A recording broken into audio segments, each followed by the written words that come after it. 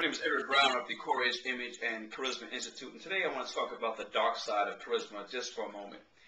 I oftentimes look at charisma from all angles, and a lot of times you might hear me talk about or write about charisma from the upside as well as the downside. And I hear many of the pundits and authorities on the subject of charisma talk about the upside, the smiling, the eye contact, the ability to connect with people, the rules of engagement being explored and employed at all times. And so that's a good thing. We all have to find a way in our own self-expression to connect with people.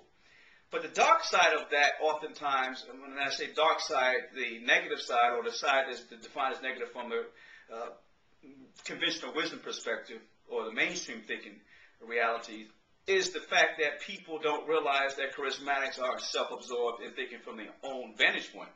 And across the board, I don't think anyone who is charismatic is not aware of their charisma or not aware that they're doing whatever is charismatic to engage people at that time.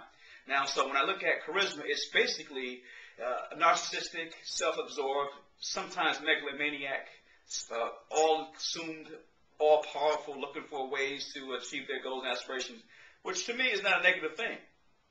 But the problem becomes in many people's ideas is that they believe that anyone who thinks that way, anybody who embraces that reality, is invariably negative in or at the behest of someone else losing at the chance of the person who's charismatic winning.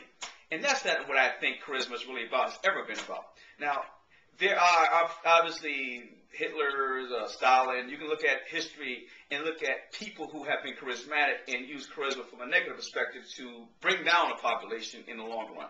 But this is not what we're talking about. We're talking about the inner sanctum, the internecine war, or the internecine reality that goes inside the charismatic. When I say war, sometimes it's a war going on because he or she has to fight against what he knows to be true based on conventional wisdom and what he or she feels as the core of their being. Now, most people will presume themselves to be selfless or altruistic. Most people don't see themselves to be negative or would be hard-pressed to do something bad to the next person. But at any given point in time, look at the annals of history and look at the annals of humanity day in, day out. At any given point in time, we can be as angelic as we can be satanic. We can be as good as we can be evil. And so with that reality being always in play and always at the foundational principle of our reality and based on the situation at hand, I suggest that the charismatic is more in tune with that reality. And so what he does is determine that I'm moved by a crusade, a missionary zeal that I have. I realize that if it's going to get done, I have to do it. And I see myself in a bigger than life perspective because I've always imagined myself being more than what I am or being more than just the average Joe. I remember reading some article some years ago in Oprah magazine, and the reporter had interviewed Muhammad Ali. And I never forget what I read that article. He said that I would rather have been a person who everyone knew and revered, paraphrasing of course, as opposed to a guy who had a wife, 4 children, 4 bedrooms, taking his kids to school every day and no one knew who he was.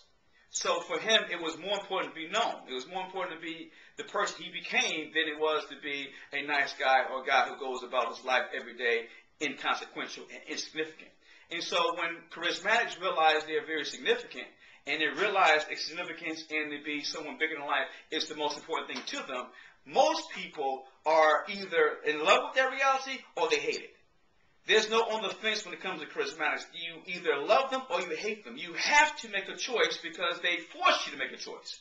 If you can embrace a man who says, it's all about me going after dreams and aspirations, the world benefits as a result of my testimony to this trial and tribulation I've gone through, as well as commitment to be immersed in that reality. But there again, the side note is I have to skew things to my favor. There's no balance necessarily all the time. Sometimes relationships fall by the wayside, friendships fall by the wayside, family fall by the wayside because of the compassion that that person has and the passion that person has for achieving their goals and aspirations. So the dark side is sometimes in life that you have to make a choice.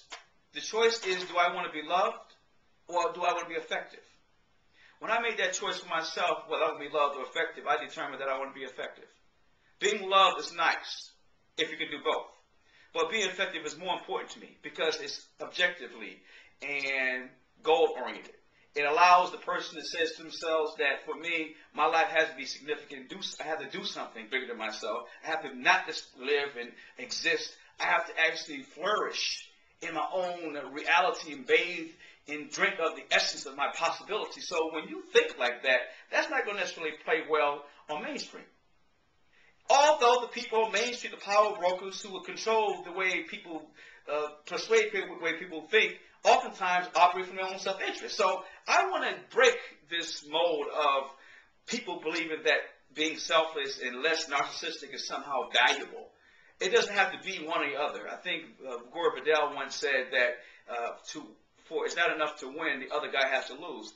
I'm not necessarily saying you have to lose, but I'm saying that I don't have to lose as a charismatic trying to achieve certain goals and aspirations at the behest of you feeling good about yourself. I don't want to be small so you can be bigger. I don't want to have to lose so that you feel less than because you're not as ambitious, you're not as focused, you're not as disciplined. So charismatics know that, and they feel it. And while some of them might be egotistical and say, who cares? That's your feelings. If you don't want the same things I want, get out of my way. I'm going to make it happen anyway. But I say that those who are in line with the thinking of people and care about what people think, they're trying to assuage people and try to really ameliorate the idea of making you feel good while not necessarily allowing you to get in the way of what he has to do. That is what I presume to be, what people presume to be the dark side of charisma. But I believe, for the most part, if you can see it from a grander humanist perspective, you can see yourself in that reality. No time do you ever operate from someone else's objective reality. You always operate from your own. So when you see that and embrace that, as you develop your own brand of charisma, you can have life on your terms, and all things will come to fruition from that vantage point. That's why I believe success is had for those who are bold, not necessarily those who are weak. It's all saying that the weak shall inherit the earth.